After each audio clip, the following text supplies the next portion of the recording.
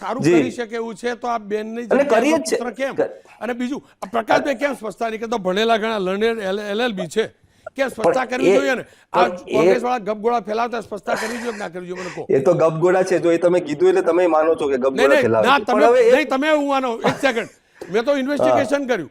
હું આરોપ ઉપર ક્યારેક સમાચાર ના કર્યું એકલા, તો ભૂલથી ના કરું. અમે એમનો ફોન પણ કર્યો. એમનું મારા સહયોગીએ કલ્પેશ રાવલે ફોન કર્યો અને મારી એ પ્રેક્ટિસ નથી કે ફોન રેકોર્ડિંગ કરી એમને પૂછ્યા વગર ટેલિકાસ્ટ કરું, ભૂલથી પણ નહીં. એમને કહ્યું કે મારા વિશે કશું બોલવું નથી, તમે તાર મારા વતી કહી દેજો. અમે પૂછાવડાવ્યું પાછું કે તમારા વતી બોલીએ, તમારે કઈ બોલવા માંગતા નથી.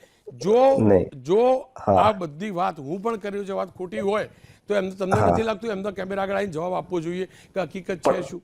એ રોનકભાઈ એમની વ્યક્તિગત બાબત છે, સમજો. પ્રકાશભાઈને શું કેવું છે શું નથી કેવું એ અમે એમને ન કહી શકીએ, એની વ્યક્તિગત બાબત છે.